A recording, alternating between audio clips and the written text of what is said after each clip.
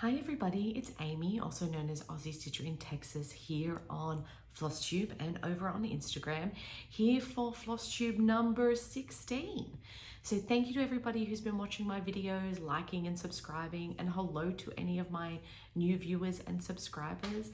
Thank you again so much for watching, I really appreciate it. I hope everybody has been keeping well in August. This is my September update, so everything I stitched in August. It was a little bit of a lower stitching month for me this month. Every August, my company does a big conference and involves me being out of the away from home for about 10 days. So it was really about 10 days I didn't get to do any stitching. I did take one piece with me that I was able to stitch on a little bit, but definitely nowhere near the numbers I get when I'm not out traveling. But I have about I think I still touched a lot of projects this month. Maybe if I didn't get the high stitch count, but I still worked on a lot of pieces. I have one FFO that I realized I never showed everybody when I got it back from the framer. I have one FO and then just a lot of whips that I worked on and one new start actually. So let's get started. I'm first going to show my FFO. So this is Mirabilia's Garden Prelude. I worked on this, took me about 1.5 years in total.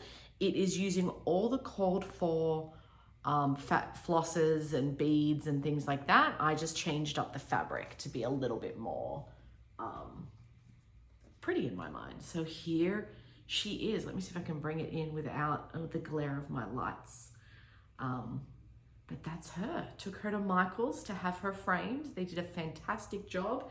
This time even putting on the little thing at the back so that I can hang it up.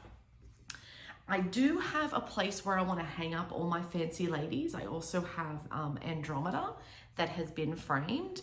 But I need to, the wall that I want to put them on, I feel like the sun hits it at a certain point of the day. So I need to double check that to see if it happens, because if the sun hits it first, I don't want to hang it there because it might cause fading and things like that. But I really want it there because if I'm sitting on my couch, it's kind of next to my TV so I can look at them, versus if they were on the wall behind me on the couch or somewhere else in my apartment. I do have a lot of wall space. It's not somewhere where I'm going to be looking a lot, if that makes sense. And I worked on this for 1.5 years, so I want to be able to look at it easily whenever I want to. But that is my FFO, Mirabilia's Garden Prelude. Like I said, all the called for. I did do the skin 1/1. Don't think I'll be repeating that. It was a lot of effort for what I personally don't think made a huge amount of difference to how it looked. So I'll be keeping with my 2/2 skin, but that's just a personal preference of mine. Next up was one of my Whip Go calls, just bringing my things closer to me, and actually resulted in a finish. Let me fold this up a little bit. This is Stitchrovia's Awesome Myth. I have stitched this on a 40 count verdal from BeStitchMe in the color, what is this color? Sand Dollar, 40 count, so 1/2. And here is the finish. So because it's 40 count, it is tiny. This is my hand. I don't have large hands by any stretch of the imagination. And it covers, it's basically the size of my hand. So this will be a nice, easy piece to finish. I can probably just pick up a frame from the craft store or Target or anything like that. But it really made me want to do more on 40 count. The 1/1, I started doing a pin stitch instead of just like a normal, tuck the thread under. And I feel like that held a little bit better. Sometimes I was finding stitching like I normally would, where, I leave a bit of a tail and then tuck under. If it was one stitch, one or only 2 stitches, I was then finding as I would stitch kind of around it, I could potentially almost pull it out. And I did have 1 or 2 stitches that I accidentally pulled out. Whereas with the pin stitch, I found that a lot more secure. So I think I'm going to start doing that a lot more where I can, but a lot of back stitch. It's just so pretty. 40 count. I don't know what I'm going to do with this yet. I might gift it to somebody. And I did a semi-good job on the fabric. So this is what it amounts to, and then this is all the fabric I have left. So had I been better, I would have done like a corner start, but I was worried with where I was starting and just making sure I had enough margin on this side. But I'm going to try and get better than that, because get better at that, because it's a lot of fabric that I could have saved. But I mean, I'm still all of this at the bottom. So I still did a good job. I didn't start, you know, down here in the middle. But that is my finish of Stitchrovia's Awesome Myth 40 count 2/1, using all the called for. I didn't change anything up. What I do find interesting about the pattern is the colors that are on the pattern, like on the mock-up, are not what you're stitching with. So there's a couple that just seem much brighter, especially in the blues. And I checked multiple times the number. I checked the, like that I hadn't actually numbered it wrong in my skein, but it's just the way it was. So, but still very pretty. I still like it very much. So that was Awesome Myth, and that is a finish. So now out of my whip count, that took, so I had, what was it, about 1,700 stitches to go. It was part of my whip go to have 2,000 stitches. So about 1,700 stitches, and then untold number of back stitches. I can't count back stitch, but that's all finished. My second whip go call was to work on my, a frosted pumpkin for 1,000 stitches. I have 2 frosted pumpkins at the moment, a stitch along and a non-stitch along, just a normal piece. And I decided to work on the regular piece, which is Maple Lane. I am doing this on a 32 count under the sea fabric in the color Proserpina, and working on 2/2, using all the called for. And I got, how many stitches on this one? Just over 1,000, 1,087. And here's where I'm at. I will have thrown up before a picture of what it looked like the last time you saw it, but this is one where I did do a better job of using fabric to its fullest. I did a top corner start, so I'll have all of this and then another half left over when it's done, or about a half. There's still a little bit more over here to go. But a nice, just easy, relaxing stitch. I find these frosted pumpkin pieces, so that is that piece. So those are my whip goes. I have been keeping up with my whip go every month, which is, I'm very impressed with myself, but I also don't have crazy, ridiculous goals. Next up is my Bella Filipina. This is on a 32 count Circe Lugana by Fabrics by Stephanie, on my mind. This, oh, sorry, zipper. This is what she's going to look like when she's finished. I am making some changes. So I'm using the majority of the called for threads. I do have one Krynic that I subbed in for a petite treasure braid because I had that at home, so rather than buying another one. And then I'm also going to be subbing out a lot of the beads for Krynics, which is in my haul. I bought a bunch of them over the weekend. I went to my LNS. But here's what she looked like the last time you saw her. And here is what she looks like now. So I decided to come down and work on her tail. I've been doing a lot of coral work, and I really wanted something where I could see a lot of progress. So I decided to come down on the tail. And my God, is it a lot of tail. I think I'm only about halfway done. But 2/2 for the skin. Like I said, I wasn't doing the 1/1 again. And there's a lot of fractionals. I've done some of the Krynic in here and down here. Can you see the sparkle? And then a lot of these empties. If it's not a big, where it's going to be like a big treasure, it was just going to be like 4 beads or something like that. Those are the ones I've subbed out, kind of where you have these like string of pearls almost. I'm subbing that out for Krynic. And then I may not do all of the treasures. We'll see. We'll see how it goes, but that is where she is at. I worked on her for 5 days. I don't know the stitch count because it's a a paper pattern, and I'm not. Some of my paper patterns, I'll count the stitches. This one, I'm not. I'm trying to put things away as I go. Next up is my focus on a finish piece. So Jessie Marie Does Stuff has I think last year started, where she's like, she took a piece, she broke it up into 12 to make sure she could finish it by the end of the year. I decided to do that as well. My first piece was my Heaven and Earth Designs Faces of Fairy. I actually finished that early, so I decided to pick another piece, and that is my Country Magic Stitch Visit Lothlorien. To have it finished by the end of the year, I need to do at least 1,400 stitches a month. It's a very blocky piece, so that's actually quite easy.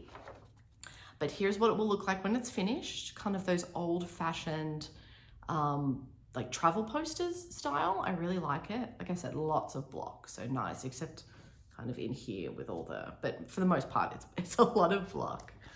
And here's what it looked like the last time that you saw it. This month I worked on just shy of 1,400. I thought I got to 1,400 and realized I'm at 1,390, but I wasn't gonna put it back on the Q-snap to get 10 more stitches. It's fine. Other months I've been ahead, so we're okay. Here is where it's at. So this is on a 28 count Monaco that I'm struggling to get the wrinkles out. If anybody's got any advice. And this is where we're at. So like I said, about 1,390 stitches I worked on this for. And I am now basically just working on, like, I come down and then I'll move over and come down and come, rather than kind of a stair step block. I'm working just on blocks, because then that way I'm not, you know, in 1,400 stitches, that could mean needing to move the Q-snap potentially to keep that stair step method. So I'm not doing it. I'm just going down, down, down. So nice. As much as I want to work on over here, because there's a little bit of green over here still, that would result in me finishing that color and then being able to kind of take that color off and put it back in my stash. But I'm, you know, sticking to what I'm doing. Who knows if that changes though. But that is Visit Lothlorien. Like I said, 1,390 stitches. I'll work on that again this month. Next up in my list. So this one, this is Halloween Quaker by Lila Studios. Here's what it will look like. Took me a long time to buy this piece. I was seeing so many people stitch it, and I liked it, but you know, Quakers and samplers aren't really my thing. But this, just the more I saw people working on it, the more I was like, I really want to do that. So I am doing it. I've got all the called for floss. So it's using, what is this? I remember Classic Colorworks. So all the called for. And then I'm using a sulky for the black. This is a 40 count, 1/2, except with the sulky. I purchased the wrong sulky, so it's too thin for 1. So that is 2/2. Here's what it looked like the last time that you saw it. And here's what it looks like now. So hold on, let me try and make this a little bit more manageable to hold. This is a 40 count verdal in the color Tsunami by BeStitchMe. And I worked on this motif twice because I had this little thing wrong here, and this was in the wrong spot. And this is what I used to count. And I had done probably 3/4. I had done 700 and something stitches when I realized, because there's still more to fill in, like here and here. So I had done about 3/4 of this whole motif, which is this motif. I'd done 700 and something stitches and realized I was too far over. And I thought about fudging it, but then I realized there's too many other things I need to use this to count off, to constantly remember, oh, I'm 3 stitches out or whatever I was out. So I spent the day ripping it out. Then the next couple of days, I think, was able to put in another 614 stitches. So that's what this is. 614 stitches. I thought she was gonna have to go into a timeout because I was so mad at myself, but I was able to persevere and at least put something back in. So I wasn't completely at square one. But really liking that. Still don't know if Quakers are my thing. I'm not, like sometimes it's nice to have like what people say is that mini finish with a Quaker where, you know, you do your one little motif and it's finished. So it's a mini finish. It's so finicky, and the over-dyed flosses are not that variegated that it's frustrating me to do the one stitch at a time when I'm not seeing that variegation that I want to see, but then I don't want to not do it because is it just potentially my eyes not seeing the variegation? But it is what it is. I'll keep doing it. I still really, really like it. It's a pretty piece. It will not be finished by Halloween this year, but maybe by Halloween next year. This could be my focus on a finish for 2024 because it is Pattern Keeper compatible. So I could, you know, at the end of the year, figure out, you know, however many stitches I have left and then just divide that by 12 to see how many stitches per month I would need to do to have it finished by the end of 2024. But we'll see. I've got a lot of other projects. Well, not a lot. I'm actually pretty good. Next up is my Castle Homecoming Stitch Along with the Frosted Pumpkin Stitchery. Here's a photo of what it looked like the last time you saw it. It was clue number 4 for 1955 stitches, and I am all caught up. I'm doing this with all the called for fabric and floss. I bought the kit from the Frosted Pumpkin, and here's where we're at. The only thing I did do was change the color, the skin color of the wizard, because in my mind, if that's Merlin, Merlin's an old white dude. So let me fold this a little bit. It's sometimes a lot of stitching. The only thing I haven't done is, so there's some long stitches here, and because I'm using a Nerge hoop, I didn't want to put the long stitches in and risk them like pulling. So I'll just put them in at the end. And then also there's like magic, and it's like backstitched. I don't know if it's because of my terrible backstitch, but I don't like it. So there was some more down here that was backstitched as well. I just did the full crosses. I didn't do the backstitch part. I may or may not do them later. You got little frog prints, you've got the Nessie, so all of our knights, and the next release is coming out, I don't know when, sometime in September. But hopefully I can stay caught up with that as well. Okay, my next is another stitch along with Autumn Lane Stitchery. This is now complete. I am not complete with it. So the last part was backstitch and beading, and it's a lot of backstitch coupled with me being gone for 10 days. I have a love-hate relationship with backstitch. I think a lot of people do. I love the effect it gives. Do not get me wrong. It makes things really pop. I understand that. I don't enjoy doing it. So the way I tackle that is I'm lucky enough to work from home 3 days a week. So what I do is on my lunch break is when I do the backstitch. So that way I did it with my Mirabilia and the beading. That way it's a limited amount of time I'm having to backstitch, so that I'm not getting frustrated too much and wanting to then not work on the project at all and then not finish it. So I find that's a really good way to tackle things like that for me. If that works for you, great, you know, take it and run with it. But yeah, break it up.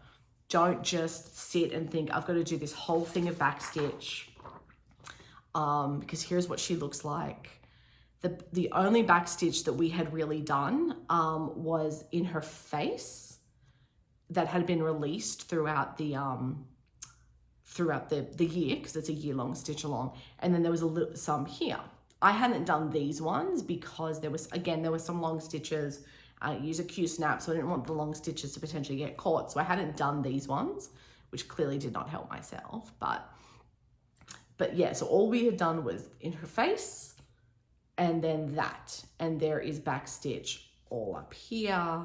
There's backstitch along here. There's so much backstitch down here to really like outline and create that shadow effect.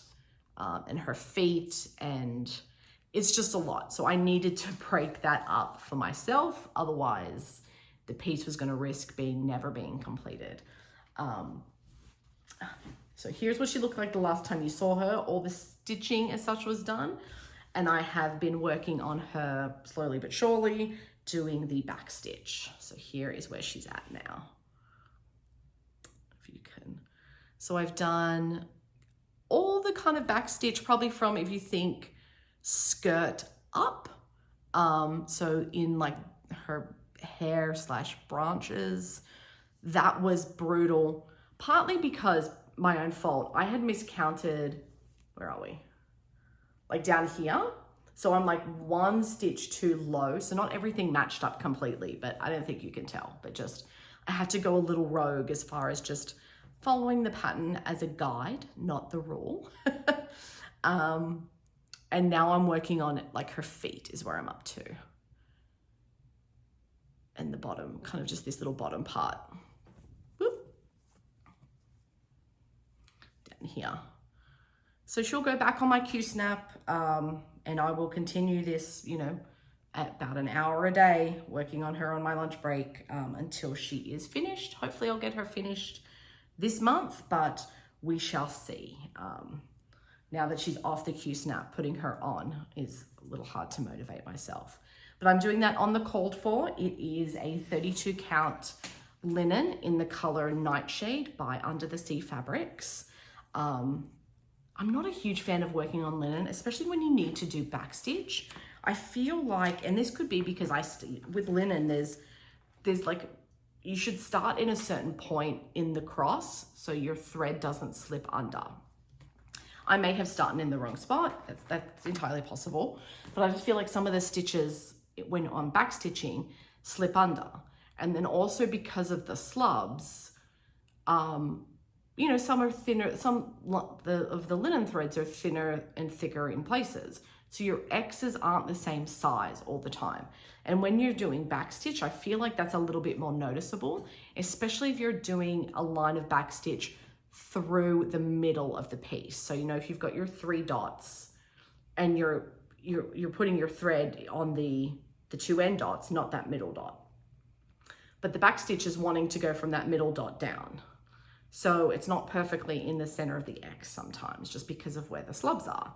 And that annoys me a little bit, but that's a personal thing, which is why I normally don't stitch on linen. I picked the linen in this case because linen does dye better than even weaves. And I just liked the mock-ups. Excuse me. I liked the mock-ups that Leslie had put together for the linen. So that's why I picked the linen, but I generally try to stay away from linen. The last whip that I worked on is my Alternative Reality by Josephine Wall, charted by Heaven and Earth Designs. Here's what she will look like when she's finished. So my goal with this is to try and get 3 royal rows per month, which is 600 stitches. I did that. I got 602 stitches this month. I am doing this on 18 count, 2 over 1. Yes, because it's an Aida. I also roughly, this is the back, sewed like a border on this because I needed the extra fabric to be able to put it in a Q-snap, because working on it on my nerd hoop was getting a little rough with where I am. I'm trying to go across the whole top before moving down. So like I said, I'm using Royal Rose. Here is what it looked like the last time you saw it. If I can wrangle this fabric, my goodness, should have done this earlier. Here is where I'm at. So, like I said, I sewed this fabric so I can get it into my Q-snap. Here is the start. Here's where I'm at. I am doing the Royal Rose method.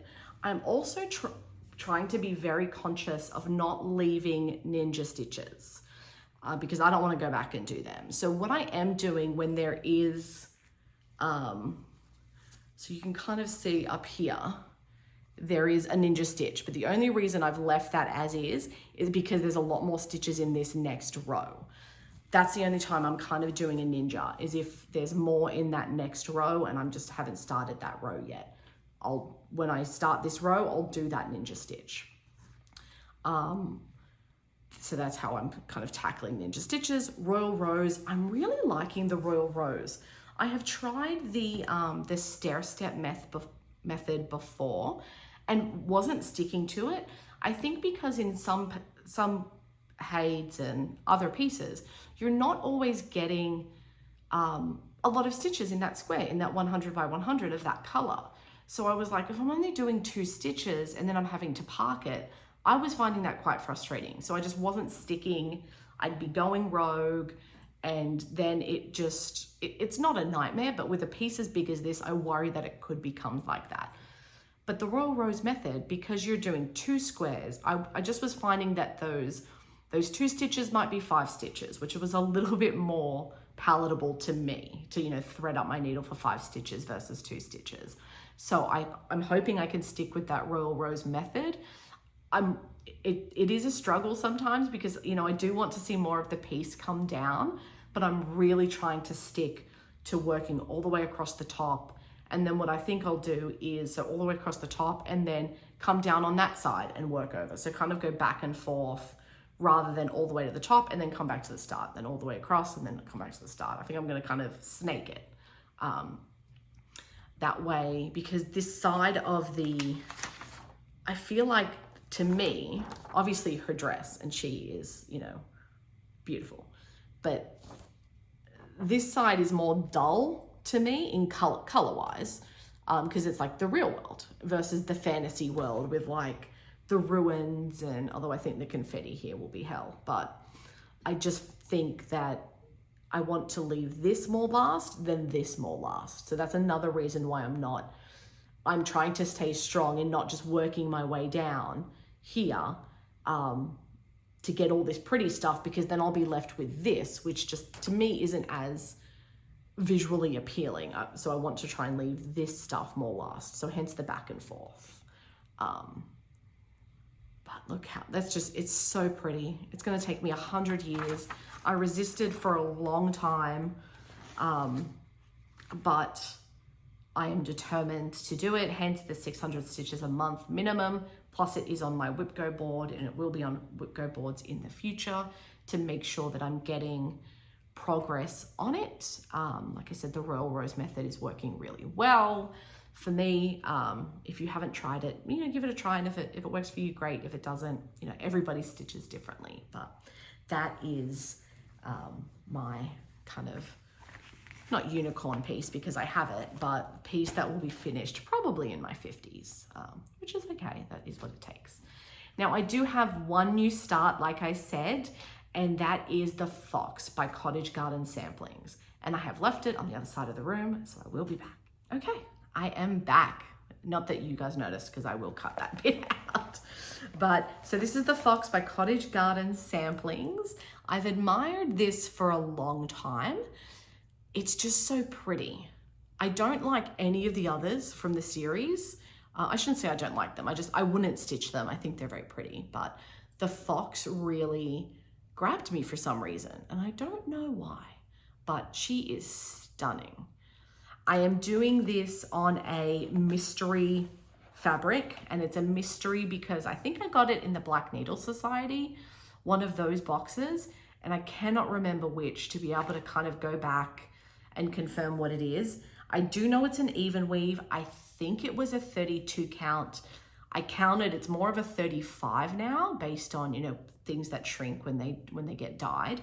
But I am using the DMC conversion. I'm not using the fancy floss. But here's where she's at. So I've got her still in the Q-snap because she's in a good spot, and I can still work on her a little bit before I can still do a lot of this tail before I need to move it. But how pretty is that? How vibrant are those colors?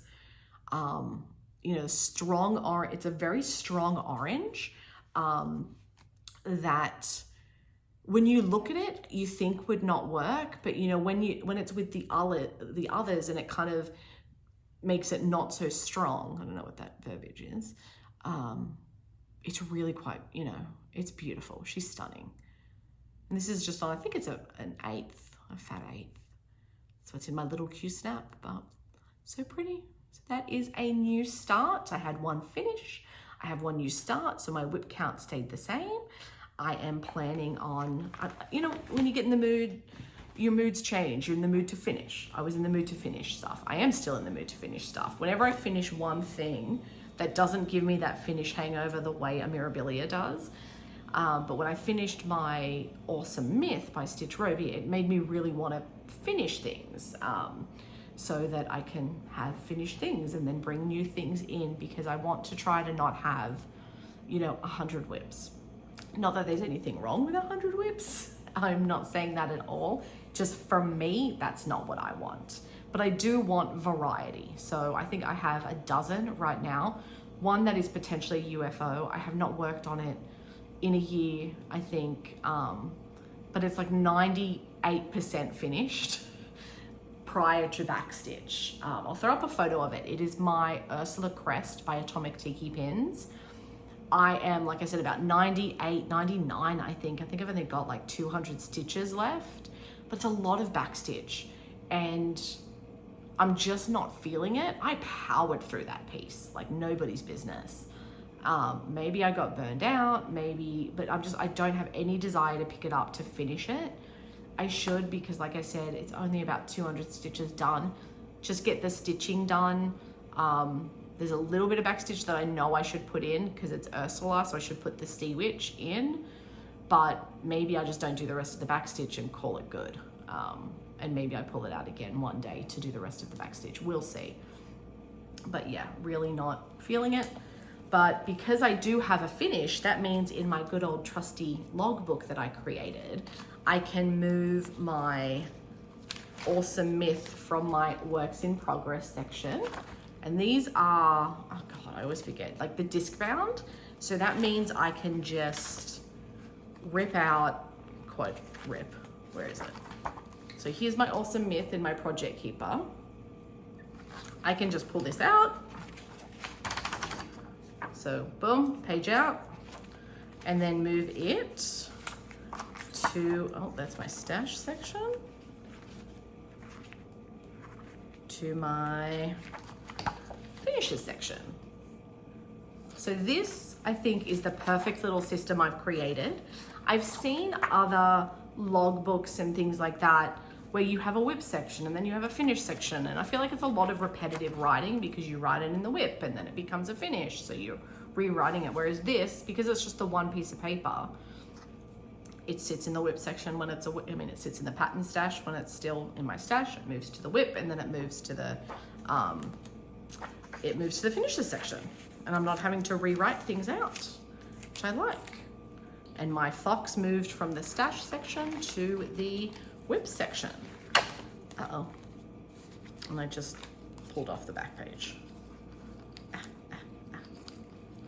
But that's it. And I also have in here my, just on scrap paper as such, not the fancy, not full cardstock that these pages are, but my DMCs. And the reason I haven't converted my DMCs to the fancy cardstock yet is because I'm still 50-50 on if I want to track my DMCs in here or keep it on the Excel spreadsheet that I have. So right now I'm doing both, but we shall see if one falls off.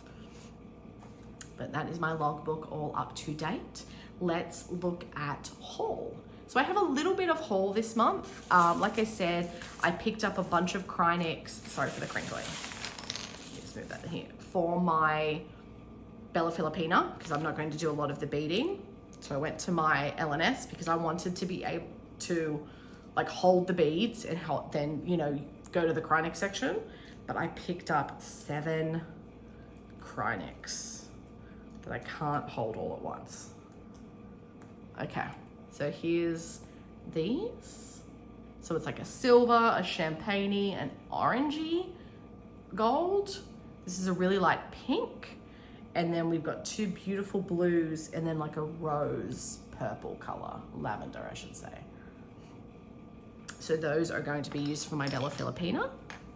I also bought 1 pattern. I was very controlled, and I was watching Bernadette from Burn Stitches and Jordan the Tattooed Stitcher, and they had done this whole like weekend of starting all these Soda Stitches.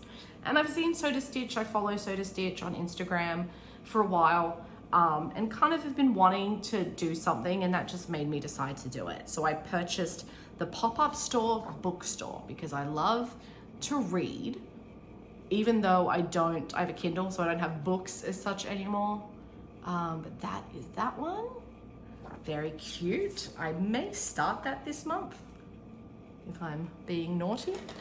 I also made a purchase that has probably put me on some sort of list with the government because I bought an Owl Forest embroidery kit. Again, I was watching Flosstube. I cannot remember for the life of me who it was, but they were working on this piece and I was just blown away. And I looked and I was like, you know what? I want the kit because I want their flosses. And if you haven't seen an Owl Forest embroidery kit before, this was not inexpensive by any stretch of the imagination, but I have a rule for myself where if I want something that is on the pricier side, I make myself wait for at least a month. And if I still want it after that month, then I'll buy it. But if I don't want it after that month, I don't want it. But this I wanted for like 2 months. And you do get a lot of stuff in the kit. So in the kit, I have 3 needle minders of different like animals. So there's a polar bear, an owl, and I think that lynx, as well as a needle. The floss, obviously, which is their over-dyed. Look how pretty that is. I mean, pretty, just so pretty. And they even give you little bobbins with the symbol on it. You get the pattern, obviously, I won't show the pattern, but it's like a big, lots of paper folded up in a way I don't know how I'm gonna unfold, to be honest. I'll figure that one out later. A cute little, like, about Owl Forest and like recommendations in English and in Russian. So yay, they put stuff in English. And then the fabric as well. So this is a 32 count Murano. Zweigart, I believe. So nice and soft. And I was again on Flosstube watching somebody, I can't remember who, but who had said that they had found, and they knew some people who had purchased Owl Forest embroidery kits and the fabric wasn't big enough for the piece. So I'm going to measure before I start. And if it's not big enough, I will, it'll go into my stash and I'll use it for something else. And then I will find a fabric that is big enough. But I purchased that, and I mean, it all comes in this little box, nice, self-contained, very convenient. So I will start that eventually. I'm not sure when. And then my other purchases / not purchases are my Fabric of the Month clubs. I'm in 2. I am in the Under the Sea fabrics, where I get a 32 count lugana, unless I ask for otherwise. And then the BeStitchMe, I get a 40 count verdal. So we received the, which is this one? This is Under the Sea fabrics. This is lavender tea. We're getting like a tea series. So very pretty purple. Very pretty purple. And purple was obviously the theme because my BeStitchMe is, like I said, 40 count lugana in the color Luna. Now this is a very, very light purple. I put it up against the white. You can kind of see it a bit better. And I may use this for this. Or I may use like a cut of the, from my sand dollar, because this is basically full coverage. All of that, I mean, it kind of comes out on the sides a tiny bit, but it's basically full coverage. So I could get away with just using a plain fabric for this. But like I said, 40 count, I like the 40 count. And if it's done on 40 count, I don't know the size, but if it was 22 count, it's only 4.6 wide by 4. So it would be tiny on 40 count. Actually, no, it would be about that size, wouldn't it? Because you're doing 2/2, 1/2. Those are my purchases and everything for the month. My plans for the month are obviously to continue to work on my WIPGO. The calls this month were number 15 and number 1. For me, number 15 is a fancy lady to work on for 5 days. So that will be my Bella Filipina. I do have a goal to try and finish that by Christmas because it's a gift for somebody. I think I might be able to get it, especially now putting the Krynic in instead of beading. I can Krynic a lot faster than I can bead. So what I may do with her is start up the top, do the back stitching around her face and start filling in those places where the beads would have been in her hair and around her crown and things like that. And then just work my way down. Then number 1 is Wicked Witchcraft by Autumn Lane Stitchery, to work on that for 1,000 stitches. I do have that in Pattern Keeper so that I can count 1,000 stitches very easily. I will do that. I'll throw up a photo of what she looks like. She won't be finished by Halloween, but that's okay. It's been over a year for her, and that's a good one because it's a lot of block color as well. So it goes, I mean, you can put stitches in real fast when you're just, you know, I thread up 3 needles with the color that I'm using and just, you know, go and power through. It's really good. I will do the 1,400 stitches on my visit Lothlorien, and I'm going to try to finish the Dark Queen of the Earth back stitch and beading. I do have all the beads because I bought through Under the Sea Fabric, so I do have everything that I need. I have a love-hate relationship with beading, so whether I do as many beads as is called for, especially around those orbs, there was a lot of beads there. I may or may not do those. Maybe I'll throw in just some more stitches, or I'll just leave them off and just do a little bit of the beads in her dress and kind of around her head. There were like some bigger beads. We shall see. And then, yeah, I might start the sew to stitch. Otherwise, I may just, once those goals that I have are done, just stitch on what I want when I want, which is the beauty of how I do my WIPGO. Not having huge goals means that, you know, I can almost always get it, I have been always getting it completed, so I can then continue to work on other things and get progress and finishes like I want, because I do want to start things. That is my update for August. We're now in September, where the temperatures are dropping a little bit. I mean, it's still in the 90s here in Texas, but that's better than the hundreds. And the mornings are starting to cool down a little bit, which I'm very grateful for. I am still not at open window weather yet, so I can't wait for that, because it being Texas in the summertime, I'm not getting any fresh air into the apartment, so I can't wait till that time where I can open up my windows, let some fresh air in, and it just be cooler, because, you know, 100 degrees, 95 degrees every day starts to get a little bit wearing, but, you know, we just stay inside. That's what air conditioning is for. But that's me. I hope everybody has a fantastic day, a great September. In the US, it is Labor Day weekend, so if you are going away or just, you know, having a nice relaxing long weekend, I hope you do. And have a great day, everybody. Thanks. Bye.